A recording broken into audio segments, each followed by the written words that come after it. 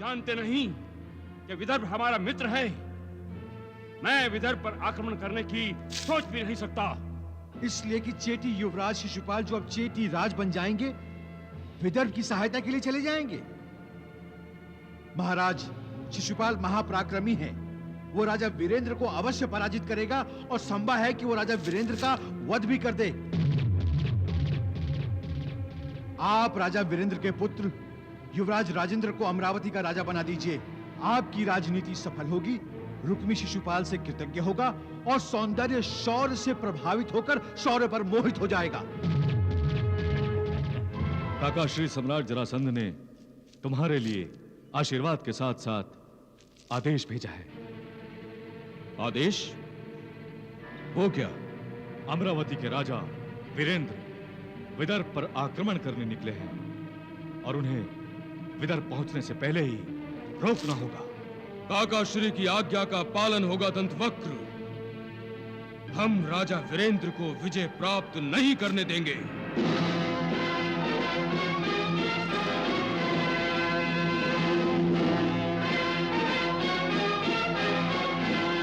आक्रमण! आक्रमण! आक्रमण!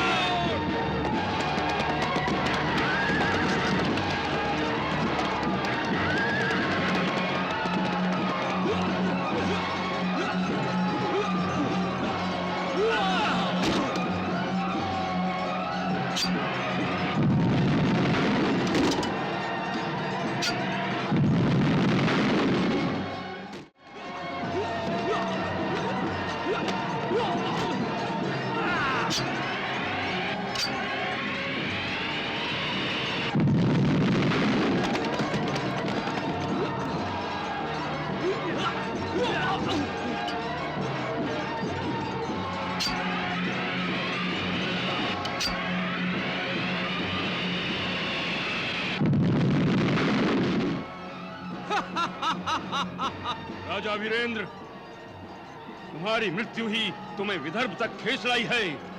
सावधान!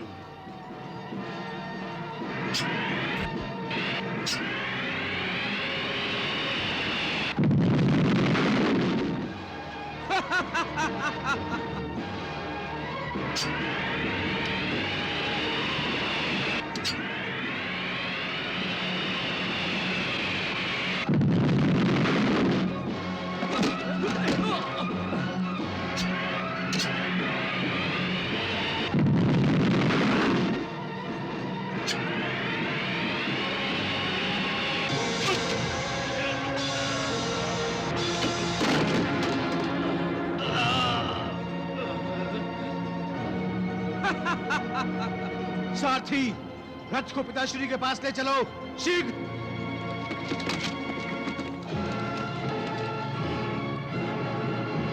आगे बढ़ो सैनिकों! विदर्भ की सेना पर टूट पड़ो। आज हम विदर्भ पर अपना अधिकार स्थापित करेंगे। सपने देखना बंद करो राजन, अपनी रक्षा करो। आज तुम अमरावती जीवित वापस नहीं जा सकते।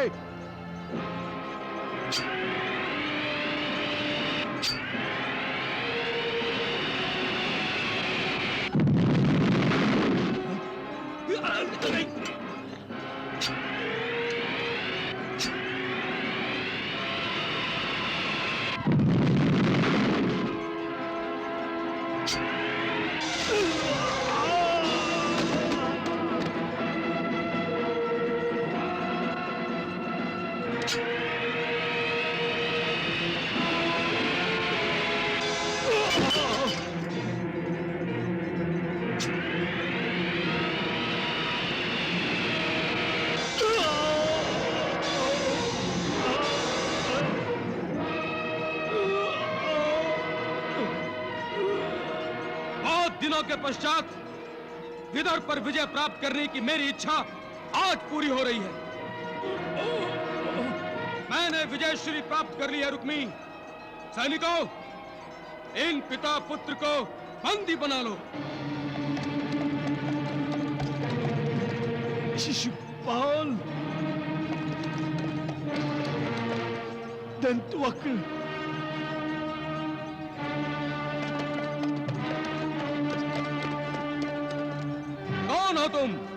चेटी राज शिशुपाल, करुष राज दंत वक्र, हम विदर्भ युवराज रुक्मी के मित्र हैं।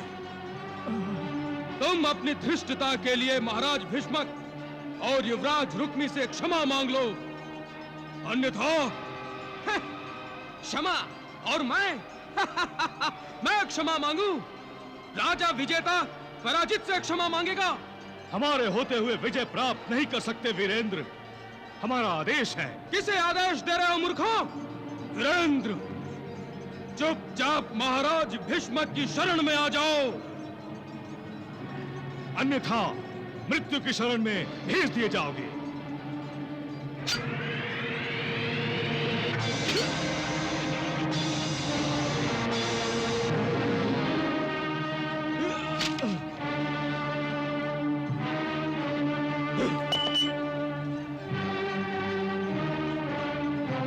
अमरावती नरेश, तुमने अपना शौर्य दिखा लिया, अब तुम मेरा रण कौशल देखो।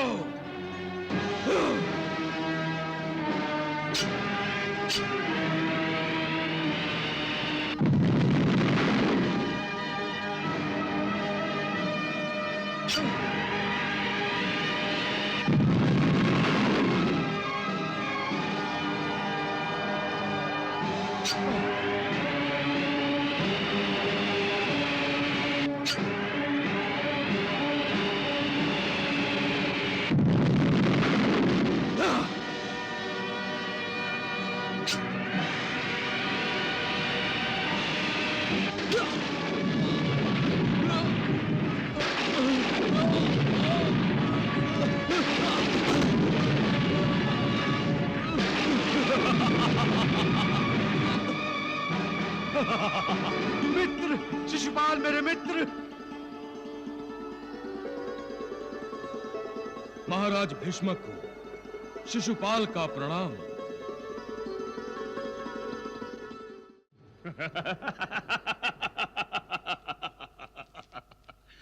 महामंत्री, सुना आपने? हमारे शिष्य चेटीराज शिशुपाल ने विदर्भ की रक्षा की। आपकी नीति सफल हुई महामंत्री। राजा वीरेंद्र का वध हुआ, शिशुपाल बन गया विदर्भ नरेश, भीष्मक के गले का हार। महाराज, अब तो शिशुपाल और रुक्मिणी के विवाह में कोई बाधा खड़ी नहीं होगी। हाँ। महाराज भीष्मक की, युवराज रुक्मी की, चेटीराज शिशुपाल की, करुषराज दंतवक्र की। भाभी, महाराज और युवराज आ गए। उन्होंने राजा वीरेंद्र सिंह को परास्त कर दिया। परास्त ही नहीं, उसे जीवन से ही मुक्त कर दिया है। आरती की थाली लो, चलो हम उनका स्वागत करते हैं।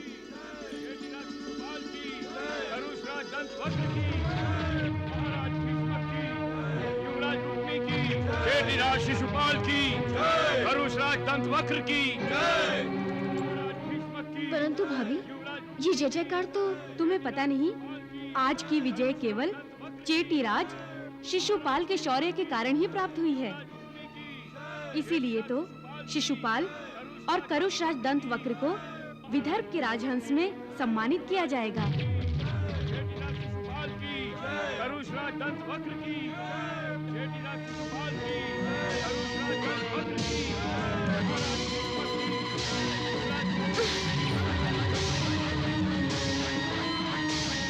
महाराज भीष्मक की, युवराज रुक्मी की, चेटीराज शिशुपाल की, करुषराज दंतवक्र की।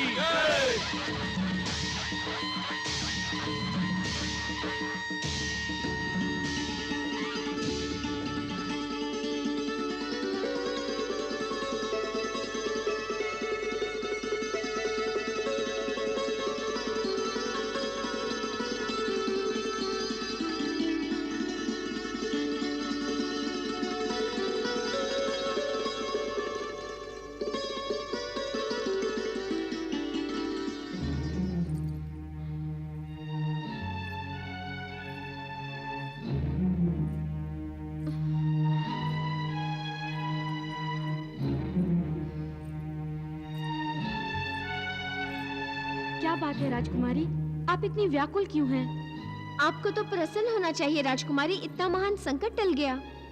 आपको द्वार पर जाकर उनका स्वागत करना चाहिए। नहीं, कभी नहीं।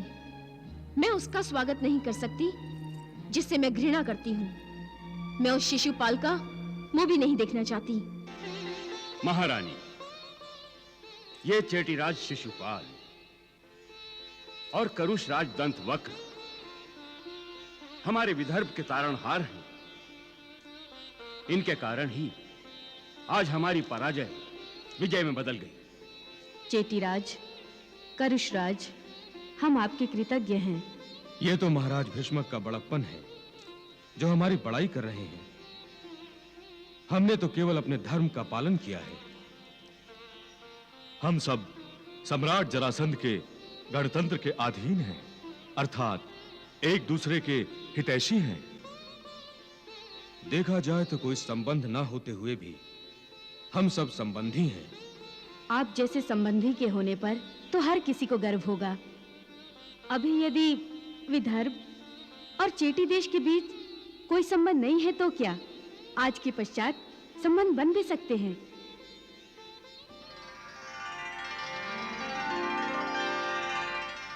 राजकुमारी, राजकुमारी, विदर्भ में और चेटी देश में संबंध बनने जा रहा है। क्या?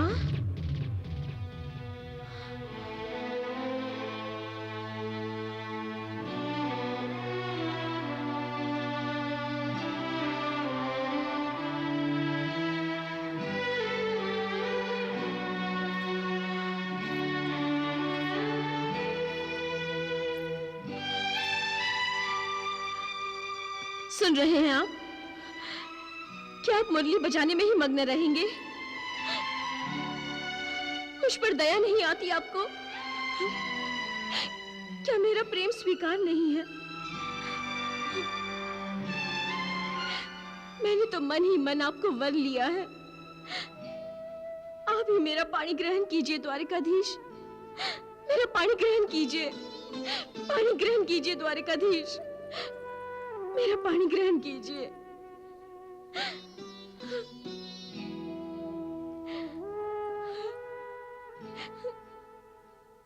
नारायण नारायण। प्रभु, आपने देवी रुक्मिणी के प्रश्न का उत्तर नहीं दिया। देवर्षि, देवी रुक्मिणी ने मेरे लिए और मेरी लीला में सहयोग देने के लिए ही तो अवतार लिया है। कदाचित मनुष्य योनि में अवतरित होने के कारण भावनाओं के चक्रव्यूह में फंसकर वो मुझे पुकार रही हैं। यही तो मैं कह रहा हूं प्रभु, आप उनकी पुकार सुन क्यों नहीं रहे? देवर्षि, मेरा देवी रुक्मिणी से वही संबंध है जो फूल का सुगंध से और आत्मा का परमात्मा से होता है। किंतु यदि आपका यह नाटककार अपने पात्रों में उलझ गया तो रचना श्रेष्ठ नहीं होगी। नारायण नारायण। परंतु शिशुपाल तो विदर्भ पहुंच गया है। समय आने पर मैं भी पहुंच जाऊंगा। अच्छा अच्छा अच्छा। नारायण नारायण। आपने तो स्वयं शिशुपाल का शौर्य और पराक्रम देखा है पिताश्री। अब आप ही बताइए, क्या वह हमारी रुक्मिणी के लिए योग्य नहीं है? मेरी और तुम्हारी माताश्री की राय में बहुत ही उचित वर है शिशुपाल हमारी पुत्री के लिए। परंतु पुत्री की इच्छा भी तो जान लो पुत्र। महाराज जरासंध की बात मेरे कानों में गूंज रही है। सम्राट ने कहा था कि शिशुपाल भविष्य में इस भारतवर्ष का सम्राट होगा। तब तो हमें इस संबंध में बात बढ़ानी चाहिए।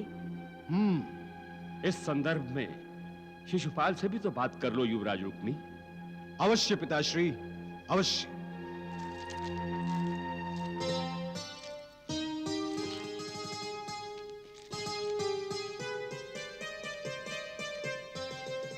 शिशुपाल, मेरी बुद्धि प्रदीप्त हो गई है।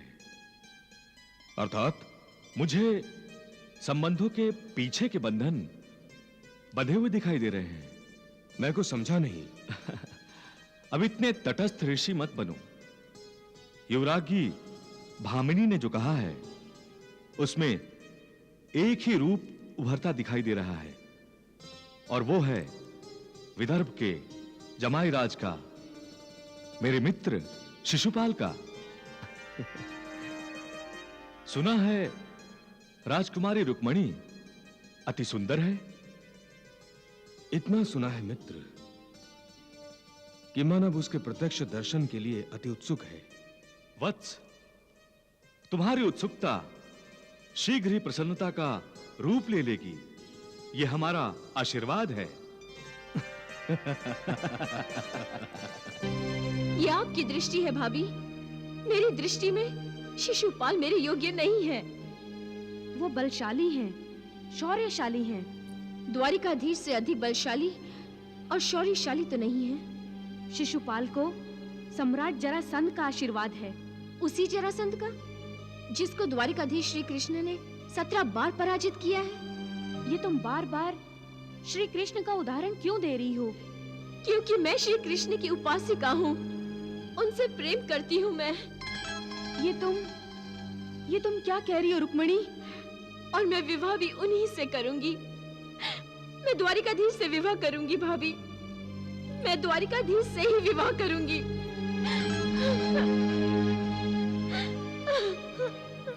नहीं भामिनी, कृष्ण से उसका विवाह कभी नहीं हो सकता। ऐसा हो ही नहीं सकता। देखिए, वो श्री कृष्ण से प्रेम करती है। मूर्ख है वो, मूर्ख है। उसे वही करना होगा जो मैं चाहता हूँ। स्वामी, रुक्मणी आपकी बहन है।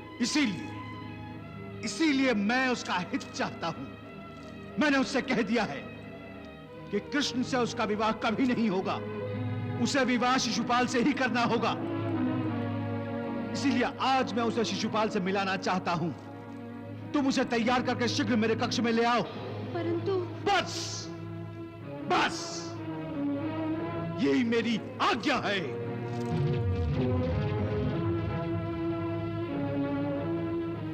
नारायण नारायण, इतना आवेश भगवान, इतना आवेश। रुक्मी चर्म चक्षुओं से नहीं तो अपने अंतः चक्षुओं से तो देख सकता है कि उसकी बहन रुक्मिणी साक्षात लक्ष्मी माता का अवतार है। देवर्षि, मेरा और देवी रुक्मणी का वही संबंध है जो फूल और सुगंध का है, अथवा आत्मा और परमात्मा का है।